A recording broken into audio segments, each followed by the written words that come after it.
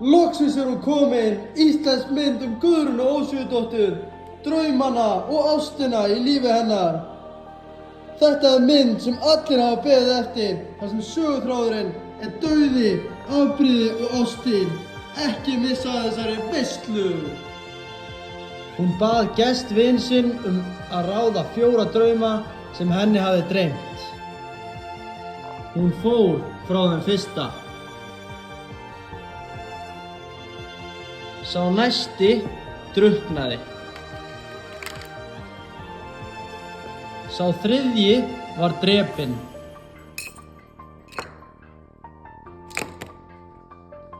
Sá fjórði drukknaði.